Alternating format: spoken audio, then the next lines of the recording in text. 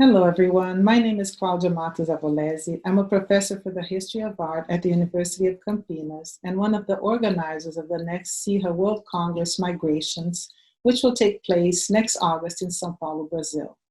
In the name of the SIHA Organization Committee, today I want to welcome you to the SIHA Pre-Congress Series, Art Worlds of Brazil, a program of 10 lectures created in collaboration with the Clark Art Institute to offer a comprehensive view of the rich and diverse art traditions of Brazil from the colonial period to contemporary art. Art Worlds of Brazil will offer an introduction to the main collections, historical sites, and artworks in the country, critically examined by local art historians specialized in different aspects of Brazilian visual culture.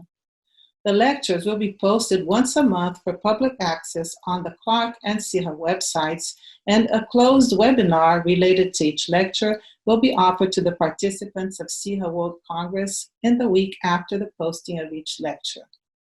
Whether you will take part in the SIHA World Congress in São Paulo next year or not, we hope that this program will encourage everyone to actively engage with the richness of the visual culture in Brazil and get to know a little more about the scholarship produced by local art historians on this material.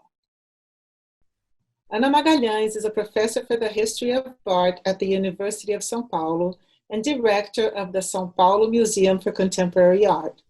She has published extensively on modern and contemporary art in Brazil, and particularly on the history of the collections of the museum where she works. Please welcome Ana Magalhães. Hi, everyone. My name is Ana Magalhães. I am a professor, curator, and the nowadays director of the Museum of Contemporary Art of the University of São Paulo. And I'm here today to talk to you about contemporary art circuits in the city of São Paulo.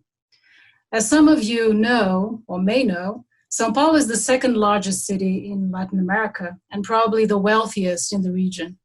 Ever since the beginning of the 20th century, the city saw an extraordinary growth, becoming the political and economical center of Brazil. This, of course, had a great impact in the creation of many cultural institutions in the city and a very powerful art system in the city as well, the biggest in the country. To talk about the contemporary art circuits here, I decided to concentrate my talk more in the institutions and in the profile of their collections and exhibitions programs, rather than talking about specific São Paulo artists. I will mention some works and artists during my presentation, but instead, I would like to critically look into the way Paulista artistic milieu construed its prominence while helping to create an image of a modernized, updated country for Brazil, especially from the 1950s on. In addition to this, I thought about organizing this presentation, bearing in mind that some of you, hopefully, will be able to travel to attend the 35th SIHA World Congress in São Paulo. And I would like to propose to look into itineraries among Paulista institutions where you can see contemporary Brazilian art. Due to the fact that SIHA will take place in the same year of the São Paulo biennial, I propose to discuss more deeply the circuit of institutions in Ibirapuera Park and its connections to Brazil's idea of modernity in the 20th century. So before talking specifically about São Paulo, let me give you some hints or some idea of what the contemporary art landscape in Brazil as a whole is. So I'm showing you here a map of Brazil, separated into or divided by color through the different regions of the country. And I've pointed out to you with these kind of red arrows some of the important centers that I kind of I'm going to point out to you. So in the southeast of Brazil, this is the richest, most populated area of the country where São Paulo is. So of course you have São Paulo, but you have also Rio de Janeiro. Rio de Janeiro is of course the basis of one of the most well-known artists internationally that circulate internationally. Is also a very international center with lots of different cultural institutions, and is just an hour away by plane from São Paulo. So you can actually take one day to take a look at Rio de Janeiro and come back to São Paulo. Also in this region, I would like to point out also the city of Belo Horizonte that I'm putting here with the acronym BH. and of course, Inhotim Institute. Inhotim Contemporary Art Institute was founded in 2004 and has become a major center for collecting international contemporary arts. And you have this kind of open-air park of huge installations of most of the, the most important Brazilian artists and international artists that were actually hired or commissioned to do works for Inhotim. Up in the Northeast, this is the oldest, historically the oldest region of the country, so to speak.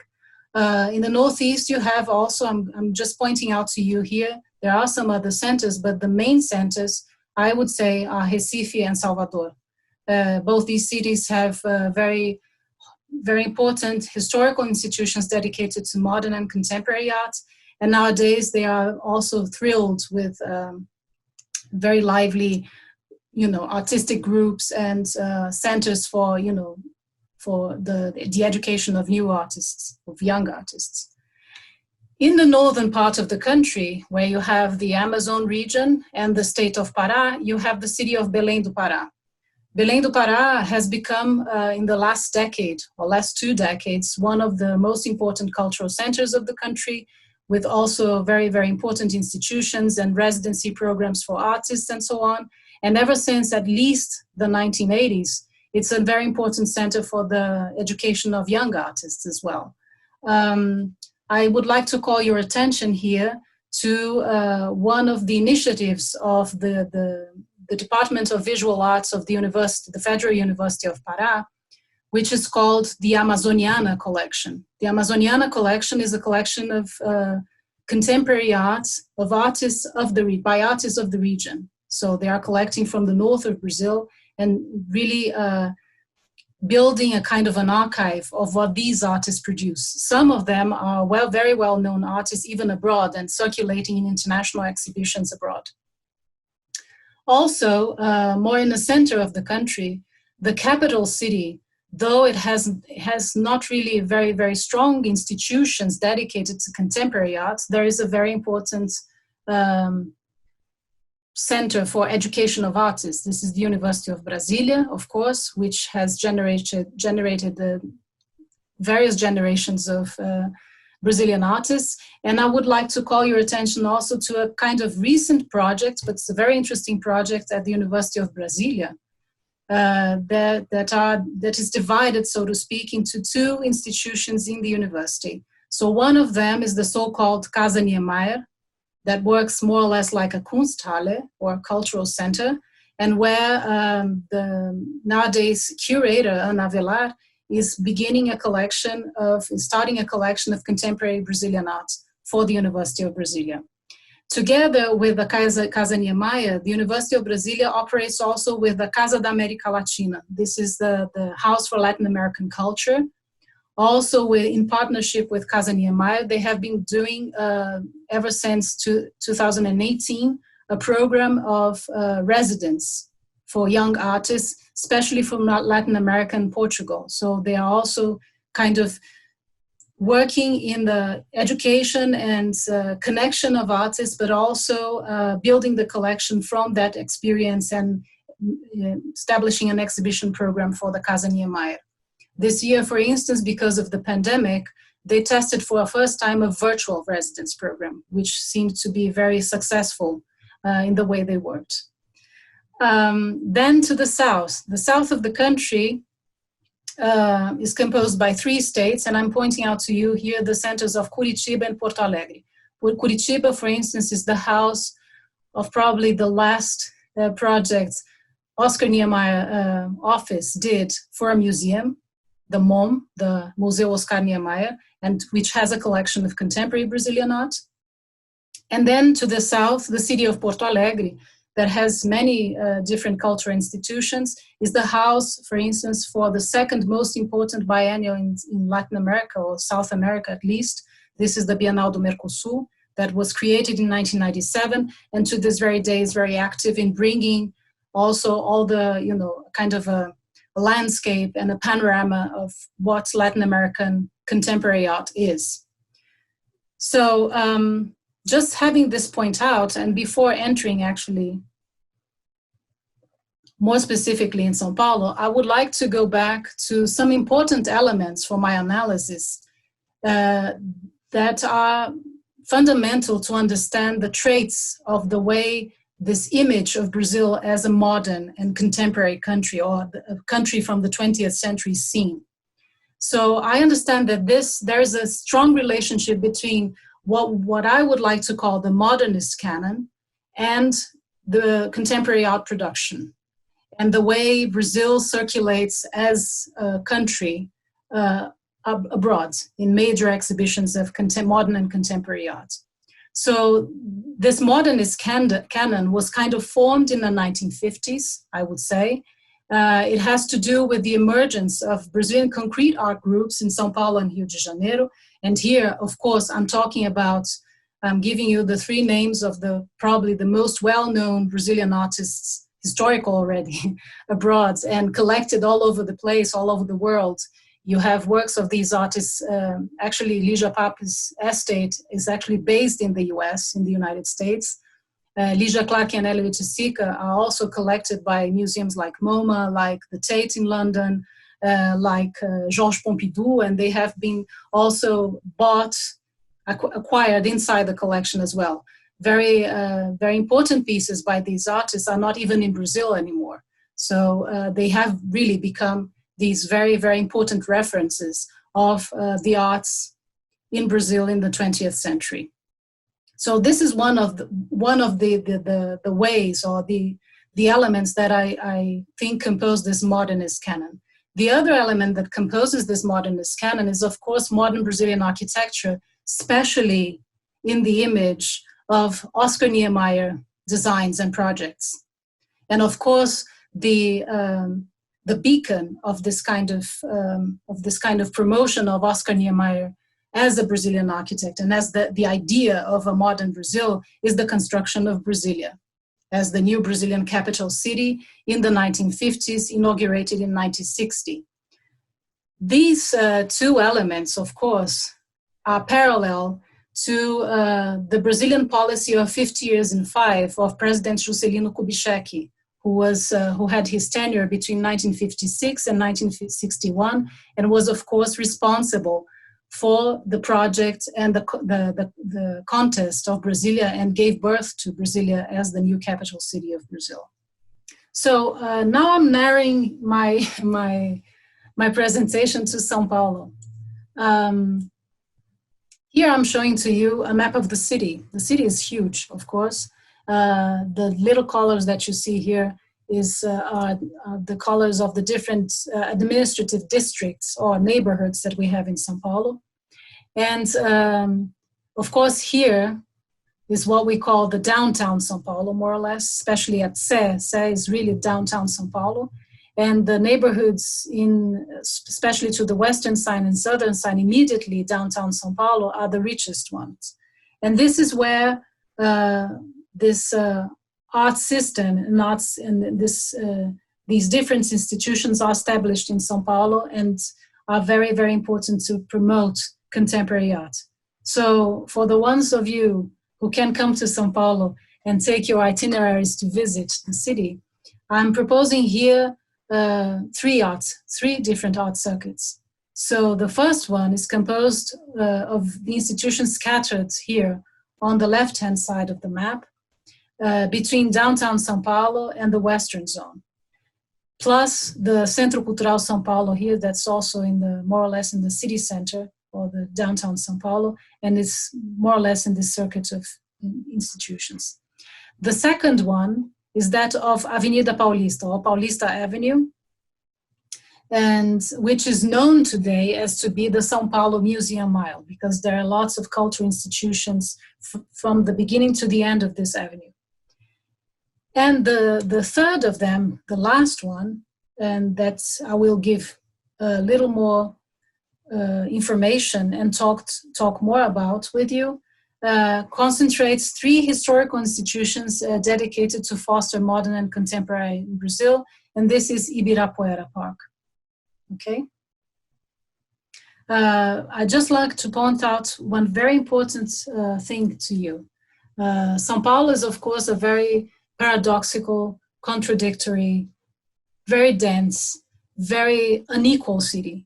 So you have two very, very poor areas, especially in the extreme east and the extreme south of the city, the richest areas here in between. And there are two very interesting features about the city. The city is kind of surrounded by environmental preservation areas. So you have actually natural forest just outside São Paulo in the northern part of the city and in the southern part of the city. To the southern part of the city, this coincides also with a kind of impoverished area. That's one of the indigenous communities' protected territories inside the city. So one of these terras indígenas, as we call them in Portuguese, is here in Parelheiros. So you have a community of Guarani, different groups. And the other one, also just outside São Paulo, is here between Pirituba and Anhanguera, which is the Jaraguá community, and is also composed of 3 or 4 different communities of Guarani peoples. So this is very interesting because we never imagined São Paulo as a city surrounded by forest and with the presence of indigenous communities, but they are there. They are not that visible. But it's important for people to be aware of that, so to speak. And just one final observation, São Paulo is also home for an extremely variety of immigrant groups. So in the past, there were waves, at least 3 or 4 waves of European immigration coming ever since the second half of the 19th century as worker force to work in the coffee plantations and at the emergence of the São Paulo industry, especially Italian, Spanish communities. The Italian community in São Paulo was a very important one in the mid-20th century. There is the largest community of Japanese people outside Japan. So there is, here at Sé, there is a neighborhood called Liberdade, Freedom, which was first settled by the first Japanese immigrants that came to São Paulo. And we have also lots of immigrants from South American countries, especially Bolivians, migrants coming from all over the place in the country, but especially from the northern part of the country and the northeast states of Brazil. And more recently, there's a thriving community, especially in downtown São Paulo, of Africans, Koreans, and Chinese groups. So it's a very, very colorful city in a way. So, to talk about my central area circuit, my first itinerary of cultural institutions. I'll start with Pinacoteca do Estado de São Paulo and Estação Pinacoteca. You certainly heard my colleague Valeria Piccoli talking about Pinacoteca, to which she's the chief curator. She was talking in her talk about the collections of 19th century Brazilian art that Pinacoteca holds. And, but I'm going to focus more on their contemporary art programs. There is also the SASKY, Serviço Social do Comércio, that I'm going to talk to you about later, and Instituto Tomi Otaki, and Centro Cultural São Paulo and Paço das Artes. So I'll go through these institutions little by little. In the case of Pinacoteca, I'm showing to you here 2 images with corresponding works of art by Brazilian artists. So in the case of this upper image, this is the so-called octagon at Pinacoteca do Estado de São Paulo, this building here that Valeria showed to you a month ago, I think. And here at the octagon, Pinacoteca invites contemporary Brazilian artists to conceive of huge installations for a temporary exhibition program of contemporary art inside the building. The building, Valeria might have explained that to you, the building, although dating back from the early 20th century, conceived by a kind of eclectic neoclassical architect, Ramos de Azevedo, was renovated in the late 1990s by Pritzker Prize architect Paulo Mendes da Rocha, very much associated with modern and contemporary architecture in São Paulo. And here on the upper picture, what you see is the installation that Ana Maria Tavares, artist Ana Maria Tavares, conceived for her retrospective show at Pinacoteca do Estado de São Paulo in 2016-2017. The exhibition was curated by my very good colleague Fernanda Pita, and the installation with mirrors, this kind of stairs as a kind of leading you to an airplane or something, is part of an installation that Ana Maria Tavares calls Exit 3 with Niemeyer Wall Luz Station. Luz Station because she's referring to the railway station that's called Luz, just in front of the Pinacoteca do Estado. So Ana Maria Tavares is one of the very prominent, very well-known Brazilian contemporary artists, not only in Brazil but abroad. She also took part in many exhibitions abroad. She took part of her education at the School of the Art Institute of Chicago, and she became a professor. She took her MA there, and she became a professor at the Department of Visual Arts of the University of São Paulo. Her works evolves from her interest in the notions of design and the image and language of what she calls these non-places. For instance, airport lounges, shopping centers, places of circulation and passage, railway stations, subway stations, and so on and so forth. And she was one of the first Brazilian artists to experiment with digital media in her generation. On the lower picture here, and that was presented at this kind of second venue that Pinacoteca has, and that's more concentrated in the promotion of contemporary art, I would say, is the so-called Estação Pinacoteca. And this was an exhibition that, again, Fernanda Pita curated in 2016 and gave a kind of a panoramic view of the collection of installations that Pinacoteca holds. So what you're seeing here is an installation by Paulista artist Guto Lacaz. He's a multimedia artist working in various fields of experimentation and is also a graphic designer and illustrator. In this specific installation, he's using vacuum cleaners to keep little ping pong balls in movement in the air.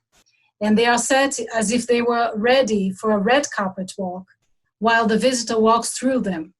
And so he deals with, his work is always dealing with irony and provocation and using everyday appliances and everyday life objects to connect to his audience.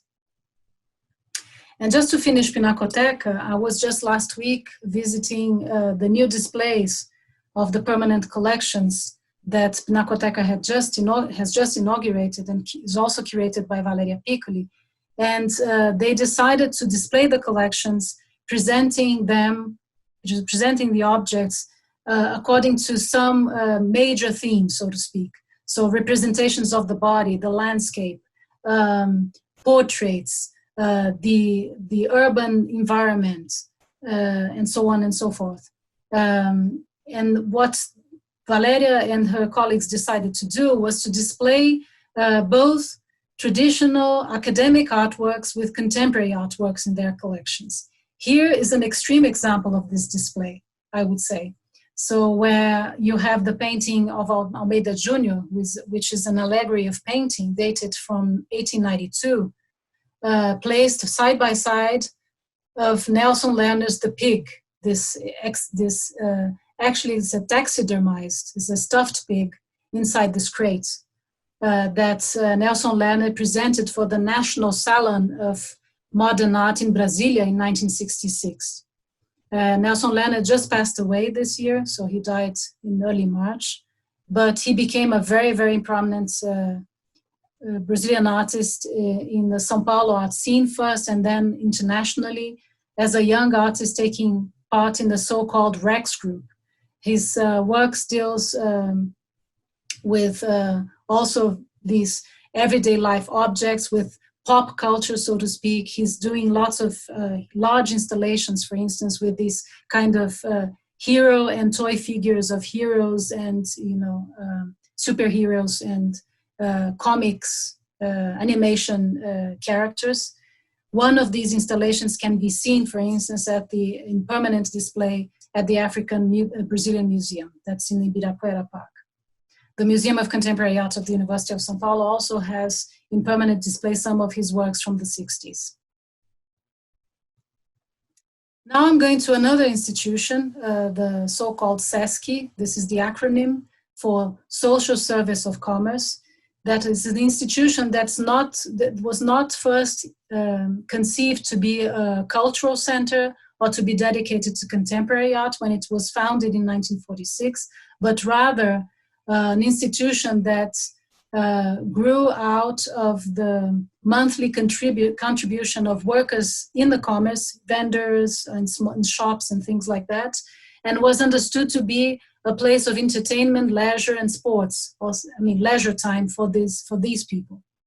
As from the 60s, they have been more and more engaged with cultural activities, and especially with art exhibitions, and became also collectors of contemporary art and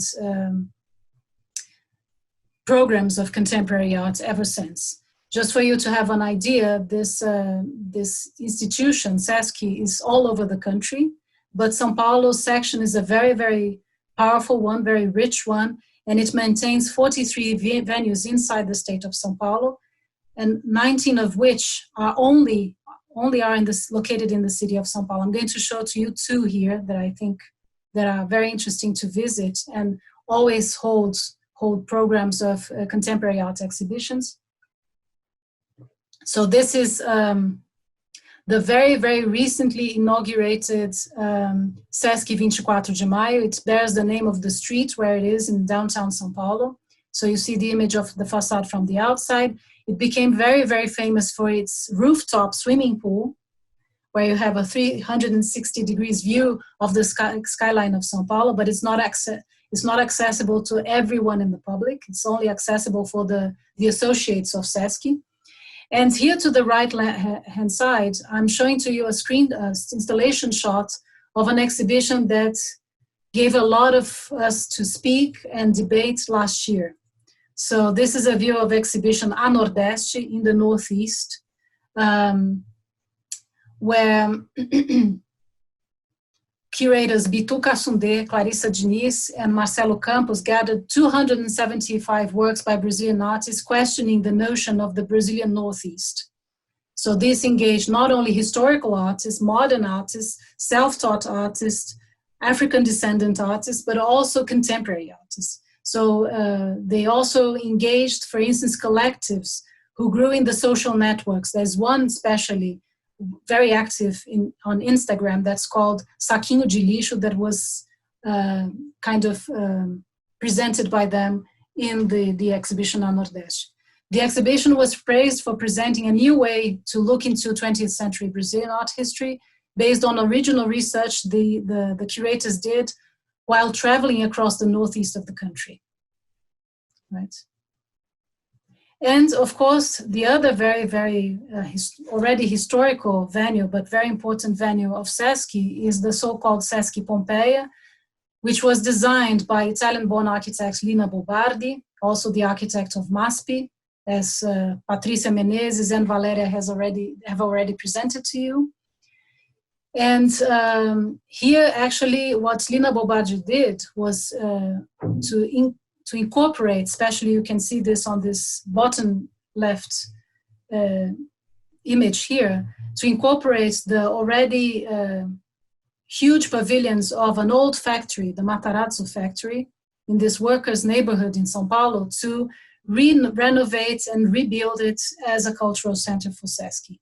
It was inaugurated in 1986, and Lina was invited to organize a series of exhibitions on self-taught artists, folk art, and vernacular architecture between 1982 and 1985, where she discussed her notion of design as, you know, something to do with the vernacular in self-taught artists and popular culture in Brazil. One of the most important of them is the first one, which she titled Design in Brazil, History and Reality. And I'm showing to you here in this very same spot, this is the entrance of the cultural center, where you have a place to read, some couches, this kind of water mirror, which looks like an internal garden or something like that, where SASKY organized lots of contemporary art exhibitions. In 2018, for instance, they set this exhibition on psychiatric artists and the world of, madness and art, this connection with art. The exhibition was called Lugares do Delírio, Places of Delirium, and presented not only the initiatives of the historical painting workshops by psychiatrists Nise da Silveira and Osório César, but also documentation, as you see here on the back of this photograph, documentation of the drama activities that intellectual and philosopher Peter Paul Pelbar group does with these patients. And Instituto Tomi Otaki. Instituto Tomi Otaki is a private cultural center inaugurated in 2001. It bears the name of the architect's mother, so the design is by Rui Otaki. His mother, a very well-known Japanese-born artist, Tomi Otaki, who emerged in the 1960s and was famous for her informal abstraction paintings. The cultural center actually does not display her work permanently. Sometimes they organize some exhibitions with her work, but they don't display her works permanently, but rather they focus on temporary exhibitions programs, exhibitions that focus on the arts of the last 60 years. It also houses international exhibitions in this place. And what I'm showing to you here is one of the installation shots of an exhibition that gave a lot of discussion and debate in the recent years, not only in Brazil but abroad, that was called Histórias Mestiças, Mestiço Histories, that was curated by Adriano Pedrosa, today the artistic director of MASP, and anthropologist Lilia Moritz-Schwartz in 2014. In this installation shot, what you see is the curators again mixing traditional artworks with contemporary artworks. So on the lower part, the photographs here, the sequence of photographs is from a series by photographer Cláudia Andujar called Marked or Marcados, that she did between 1980 and 1983 as actually document photographer, accompanied groups of doctors, medical groups, taking care of different communities in the Amazon region. That's how she also became very close to various different communities in the Amazon that she had already visited in the 70s. For instance, she's very well known for the series of photographs that she did among the Yanomami in the Amazon region in the 70s. The watercolors up here are from an anonymous artist traveling in Brazil in the late 18th century, but also depicting the landscape, the natural landscape of Brazil. And we can barely see here up there, but there was a third roll of drawings, very, very delicate drawings that were produced by indigenous communities of the Amazon region, right? So there is also this, this idea that modern and contemporary arts in Brazil, they kind of, as Valeria put it very well, I think in her last, in her presentation here, modern, especially the modern art critics and modern art historians and modern artists were very, very much responsible to reconstruct or redesign the image and the narrative of the history of the arts in Brazil as a whole. And this continues to go on very, very late until the 21st century. We'll see this strategy being brought up again and again by institutions, curators, and artists. And just to finish this side of the itinerary, I'm showing to you this just the outside of these two also very important institutions. They don't actually, Centro Cultural São Paulo on the bottom has various collections, but are not on display permanently. They are more research collections. And Paço das Artes works like a Kunsthalle, so it's a place for temporary exhibitions. It was founded in 1972, and both these institutions are famous because they hold very, very traditional open calls for young artists to exhibit at their venues. So this is these are very important places for the discussion and debate of contemporary art. Well, my second circuit is Avenida Paulista, of course, the São Paulo's Museum Mile. And here I'm going to focus on three institutions. So you've heard already of MASP, but from its European collection by my colleague Patrícia Menezes. There is also Instituto Moreira Salles, and the third one, Itau Cultural. They are not the only ones. There are other cultural centers that have SASKY, for instance, has a venue there. But I'm going to focus only on these three. So MASP, as Patrícia might have explained to you, was founded in 1947 by a broadcast tycoon, Assis Chateaubriand, with the help of Italian journalist and art critic that came to live forever and establish himself in Brazil, and husband of Lina Bobardi, Pietro Maria Bardi. The venue we see was designed here on the bottom, was designed by Lina Bobardi and was inaugurated only in 1968. And despite its central core being the collection of European art since its first years, the museum also organized many exhibitions of modern and contemporary artists, a choice of Pietro Maria Bardi, actually, who decided that MASP should be a museum of art of all times, claiming that artworks are always contemporary in their own time. And an argument that I understand was very much fostered by an Italian art historian like Leonardo Venturi, for instance, already writing in the 1920s. So MASP in the first years of existence organized not only the exhibition of Max Bill, as I mentioned to you before, but also Alexander Calder in 1948, and Pietro Maria Bardi created the so-called IACI, Institute of Contemporary Art, in 1948 that worked until 1951, and where he hired artists, architects, and designers to contribute to the fostering of new modes in art and new language expressions and so on and so forth. By the 1970s, the exhibition that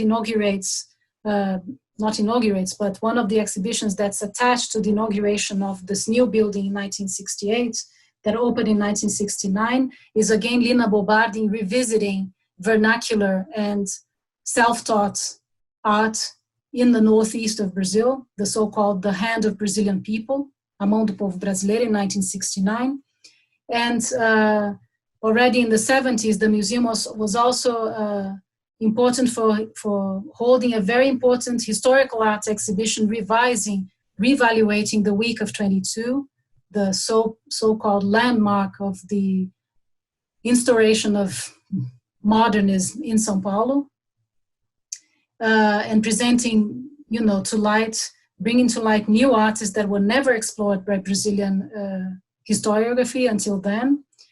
He was the first, for instance, to exhibit Cláudia Andujá and the photographs she did with the Yanomami communities already in the 70s. And the new director, Adriano Pedrosa, ever since his tenure in 2015, has been establishing a series of exhibitions of these articulating modern, contemporary, and traditional arts, self-taught arts, vernacular arts, and so on, in a series of exhibitions that he called histories of. So we had histories of madness, histories of children, histories of women, histories of sexuality, and last year the histories of African Atlantic histories. Sorry. Here I'm showing to you an installation view of an exhibition that they organized in 2017 to kind of celebrate the anniversary of the city of São Paulo in the beginning of January, that was called Avenida Paulista. And here they invited lots of young Paulista artists to present their works. in the forefront, the ground floor of this, the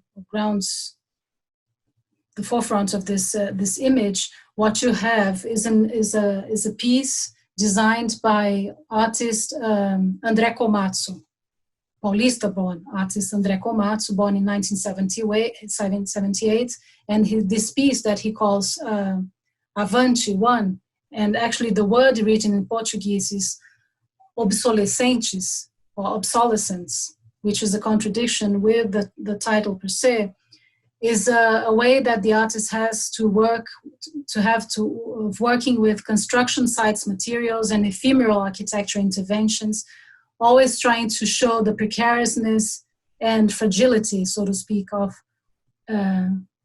these urban monuments. Instituto Moreira Salles, also at Paulista Avenue, is also a very important cultural institution. It's quite exceptional in Brazil because it's the only private institution with its own endowment in the country. It's a private institution because most of Brazilian institutions are a mix of private and public investments, and was created by banker and diplomat Walter Moreira Salles in 1992. It has 3 venues. The São Paulo one is the most recent one, was inaugurated in 2017, and is a project of another very important architecture office in São Paulo, that's Andrade Moretti. The Institute houses the most important collections of photography in the country, so the history of photography is kept by Instituto Moreira Salles, the history of photography in Brazil, I mean. In addition to personal archive fonts of Brazilian art writers and a collection of Brazilian music records. So they have also very important archives for history of music in Brazil. They have a strong exhibition program for contemporary art, and they show both Brazilian and non-Brazilian artists. And what I'm showing here is not an exhibition of contemporary art, but I really think it's interesting to see how the Institute works with contemporary curatorial strategies. And this is an exhibition that took place between 2017 and 2018, where curator Heloísa Spada worked together with 2 prominent Brazilian historians to reconstruct the history of the narrative of Brazilian history in the 20th century through photography. So what you see is the way that for instance, Heloísa explored different ways of displays of photography, how the technology of photography was also implied and employed, better speaking, into building that narrative. And the exhibition really has a very, very important material in terms of reevaluating Brazilian history in the 20th century.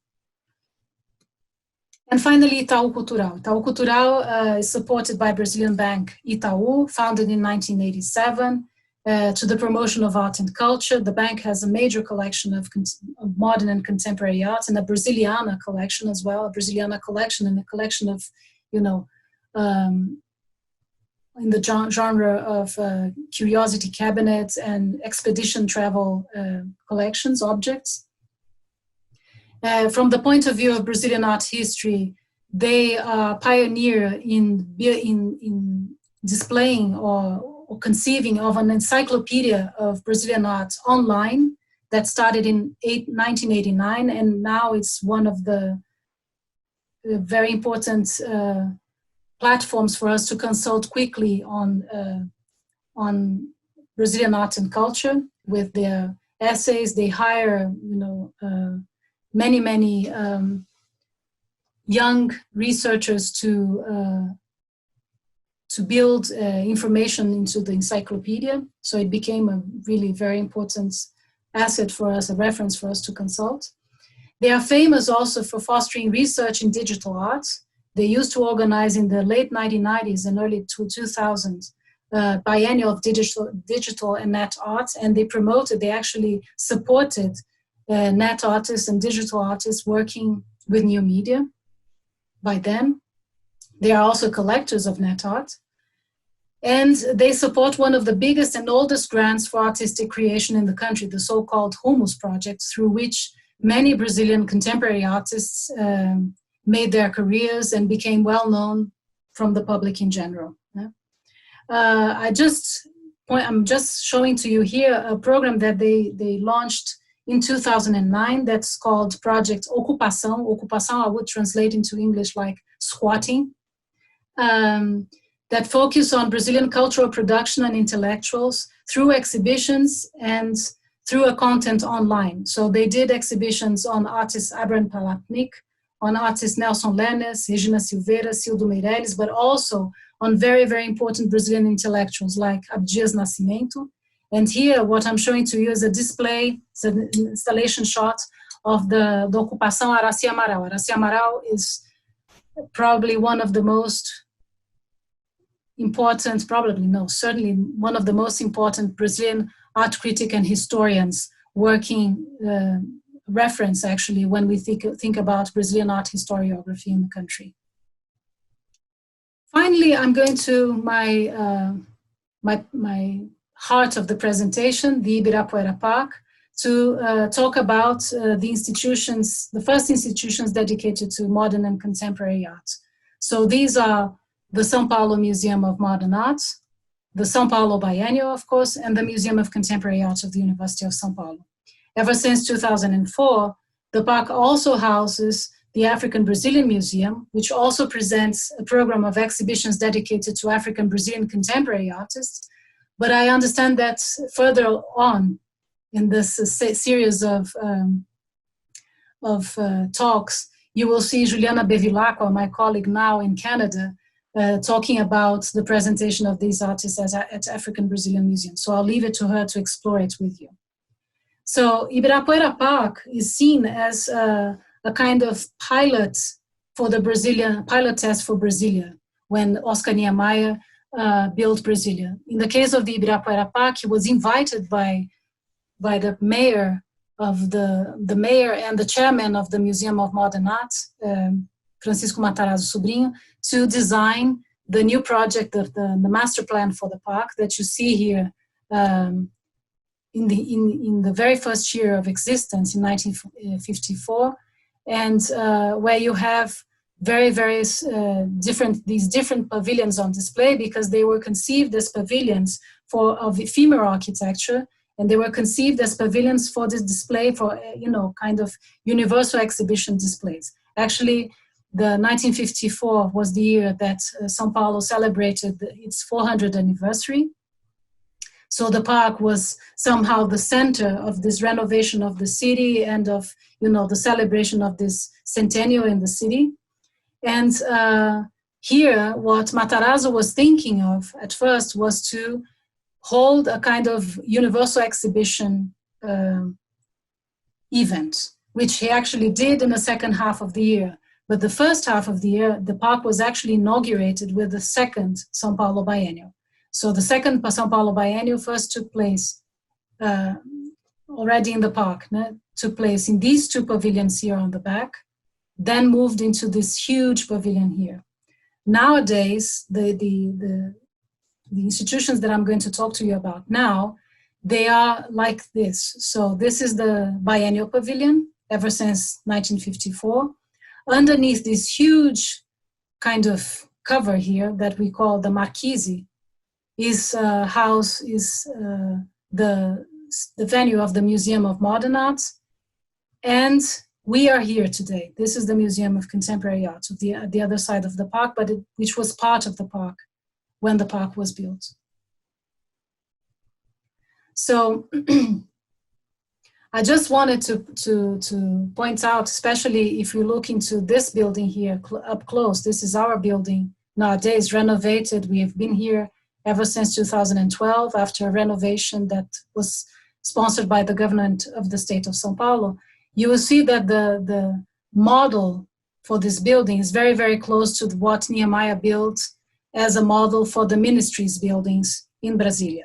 So this is actually, there is a strong dialogue between the language of these pavilions with those that we see nowadays, the buildings that we see nowadays, especially in the esplanade of the ministries in Brasilia. And the imagery of Brasilia, again, emerges as we, for instance, commissioned São Paulo artist Mauro Restivo, a photographer himself, to take a series of photographs of our building under renovation in 2011. These are two of a series of 12 huge C-print black and white photographs that Mauro Restivo took of our building under renovation. And you can see that he focuses on certain elements of this grammar of Niemeyer's architecture, and he kind of revisits this image of Brasilia in the 1950s, because he's dealing with a kind of granulation and resolution of photograph that makes that these photographs look like documentary photographs. So this is a very important thing to consider. This is a picture taken from our archives, historical archives at the Museum of Contemporary Art of the University of São Paulo, of the collections of the Museum of Modern Art installed at the ground floor of the Biennial Pavilion around, we think, around 1958, 59.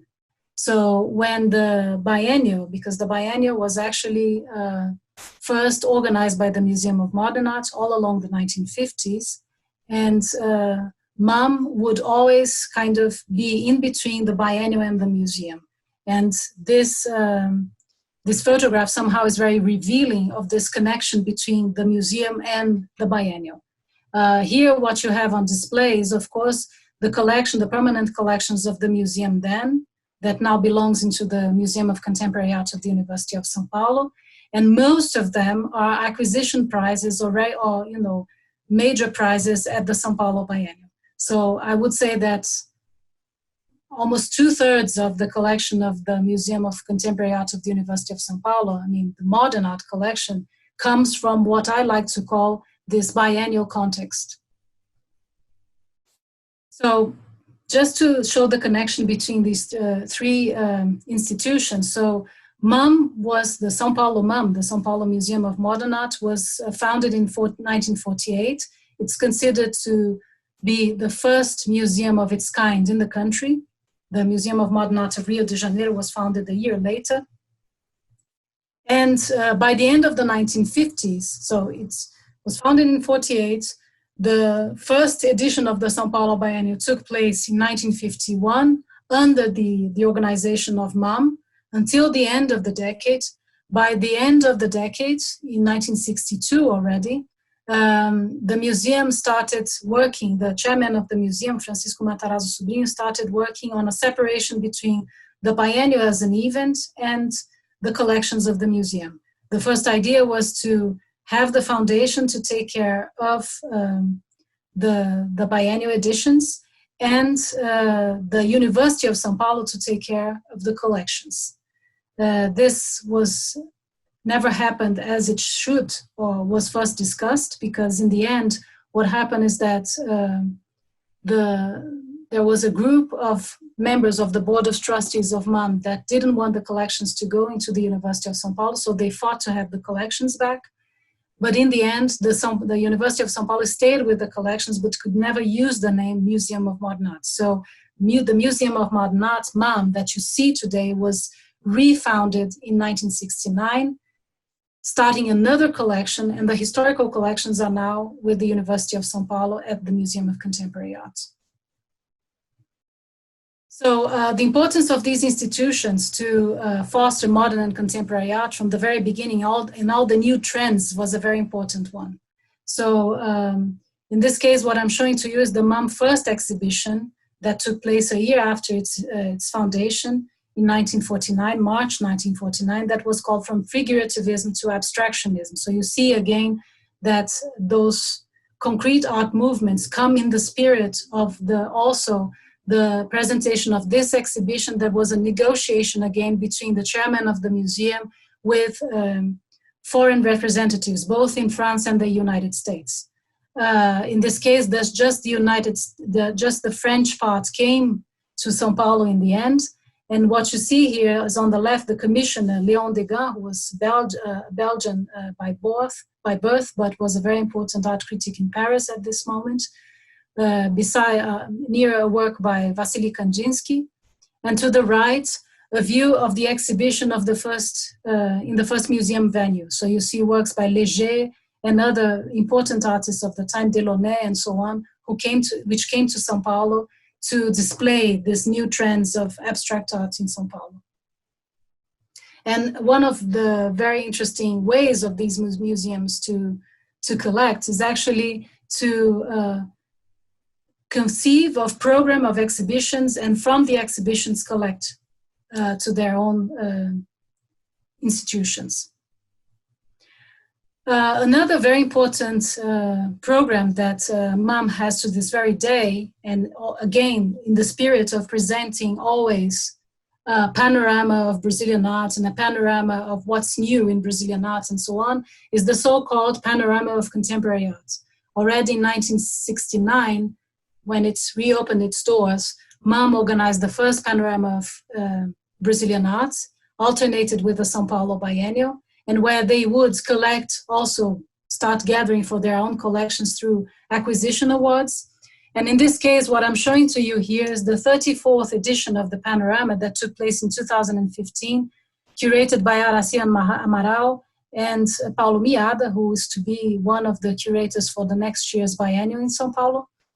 And what they did was a very interesting, again, articulation and display of contemporary art objects and contemporary art projects with traditional and ancient objects in Brazilian collections. So in the vitrines along the whole exhibition, what you had in the vitrines were these prehistoric objects of the so-called Brazilian sambaquis. These are considered to be prehistoric occupations in the south of Brazil. These collections now belong into the Museum of Archaeology and Ethnology of the University of São Paulo, and they were borrowed by the curators to be confronted with, to be related to, or put in dialogue with contemporary art projects. Here, for instance, on the back side of this picture, or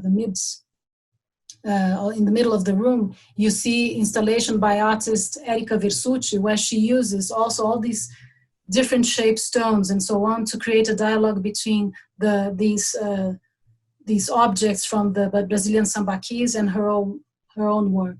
What's interesting about the argument of Aracy Amaral then is that she's kind of refounding a precursor, or establishing a precursor for Brazilian art history in those objects as prehistoric objects, specific and as she would put it, typically Brazilian. The São Paulo Biennial too, I mean, the São Paulo Biennial was also a very, very important institution to foster modern and contemporary art in the country, and is to this very day one of the centers of debate of contemporary art in the country. It has been questioned, problematized in terms of its size and the way of they circulate, how they integrate or not with the international context and so on, has passed through moments of crisis, so to speak, but it's still a very thriving and very important institution for the country. So the São Paulo Biennial today is a foundation just taking care, just in the model more or less of the, not more or less, but literally on the model of the Venice Biennial. And it has a very important archive. It's probably the most important archives of the history of the 20th century art in the country. And it still has a huge impact in Brazilian artistic production to this very day. So next year we'll have the 34th São Paulo Biennial that was supposed to be held this year, but it's being postponed to next year because of the COVID pandemic. Here I'm showing to you a screenshot, or an installation shot, better saying, of the third Bienal de São Paulo that took place in 1955. And what you see right in the middle of this photograph is a display of a series of 5 sculptures by nowadays very well-known Brazilian women sculptor, Maria Martins. And Maria Martins took actually her education as a sculptor in the US.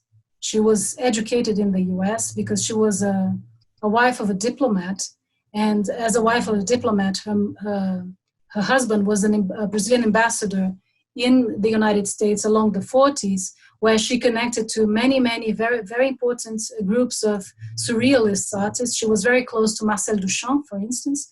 And the piece that you see right here in the center, that looks like a skeleton again, belongs into the collection of the Museum of Contemporary Art nowadays, because it was actually an acquisition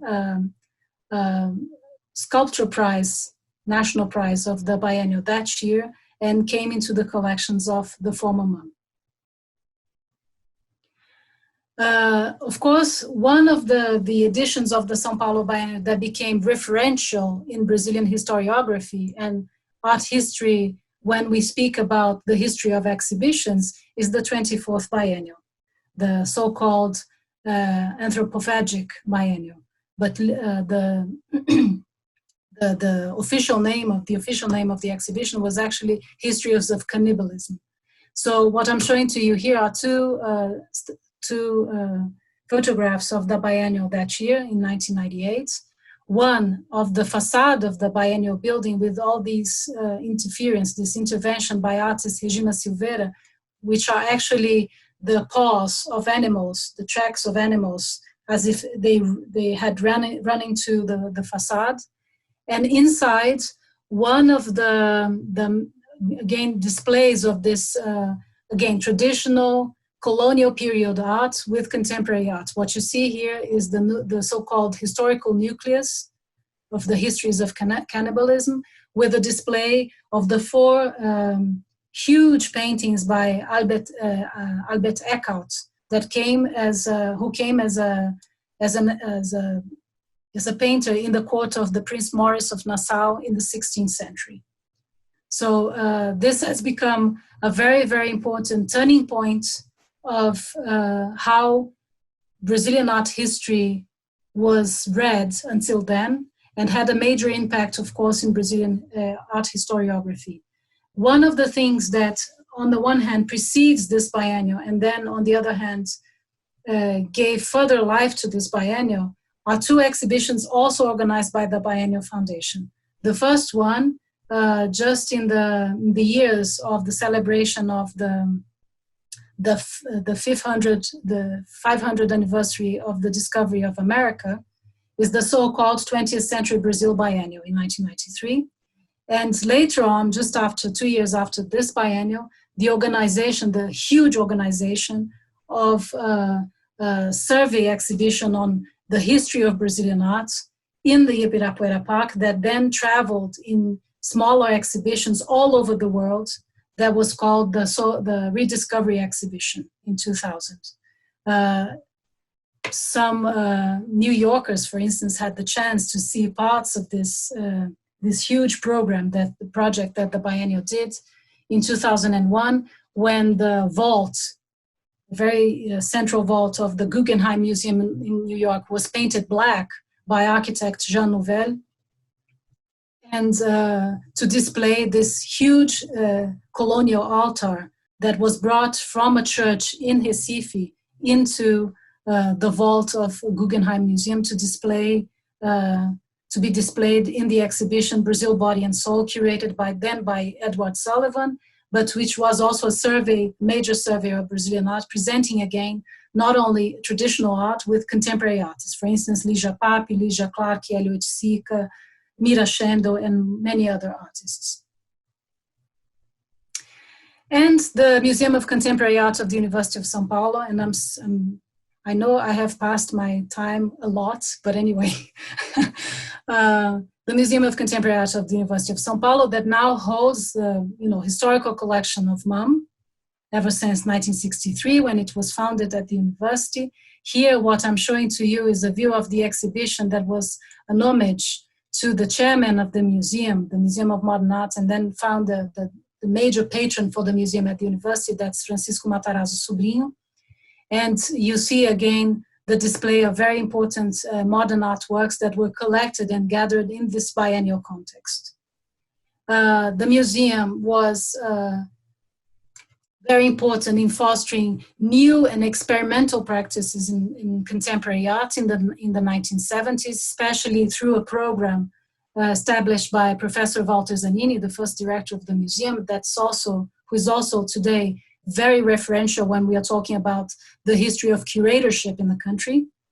And especially this series of exhibitions, the so-called Young Contemporary Arts exhibitions that ended up in 1972, were very, very important because there a lot of, new media, new practices were brought into this debate with the artists. And in this case, the artists decided to work to really pull down the institution, so to speak, and really worked with critical institution tools, so to speak. There was a jury of selection of these young artists.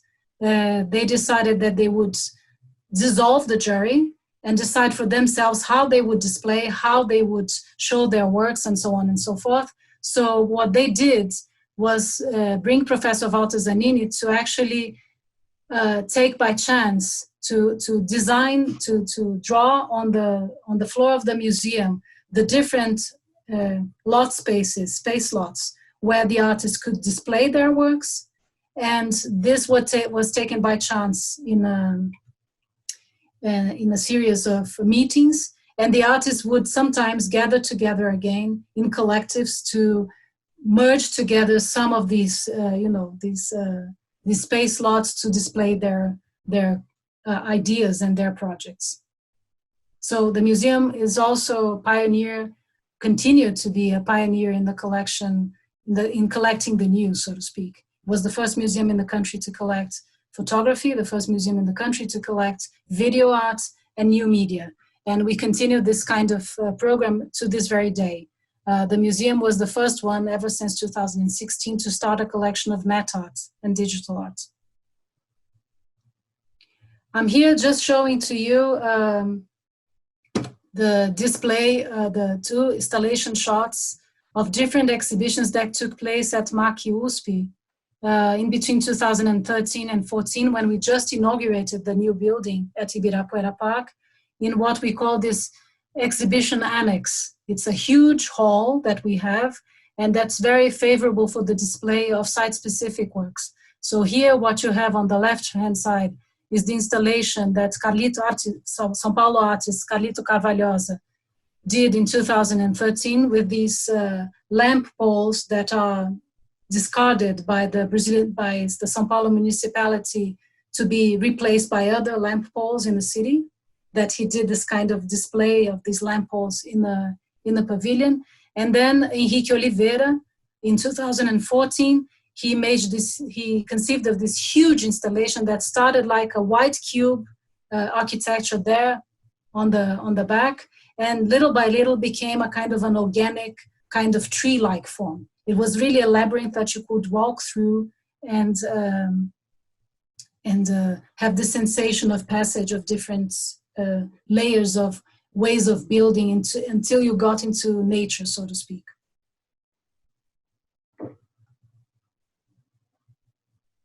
And I would like to finish my presentation with this work. This work is by Brazilian artist Regina Silveira. She was born in Porto Alegre in 1939. This piece belongs into the collection of the Museum of Contemporary Art of the University of São Paulo. It was first conceived actually for an exhibition that she participated in at the Museu del Barrio in New York. And it's called The Paradox of the Saints. She actually, if you have a look, you see she uses this kind of self-taught artist little figure of a saint.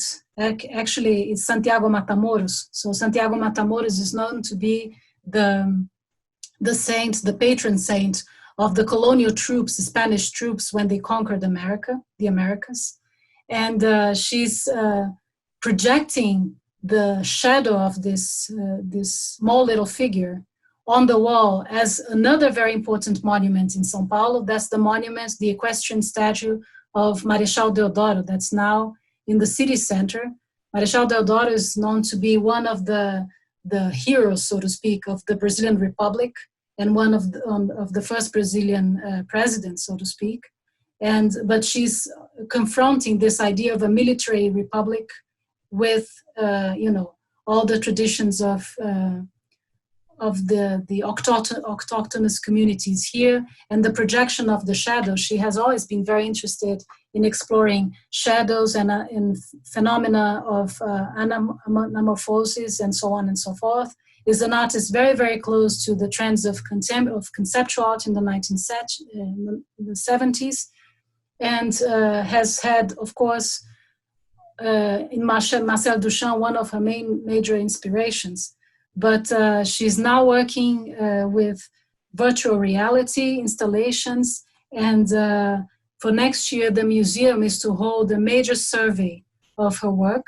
She's already almost 90 years old, and she made this huge donation to the Museum of Contemporary Art of the University of São Paulo. She had last year a major survey also for a museum in Stuttgart. She's been invited to exhibit in the United States and in many other countries, and she's become one of the references in Brazilian contemporary art. And MAC-USP is to hold a major retrospective of her work for next year in parallel to the São Paulo biennial. So hopefully when you come to São Paulo next year, and if you are able to come to São Paulo, you will be able to visit the exhibition that we are going to set up to pay homage to Regina Silveira. Well, thank you very much for listening. I hope I have helped you out to introduce São Paulo to you and to the contemporary art atmosphere in São Paulo. And I really hope to see you soon in São Paulo next year. Thank you very much.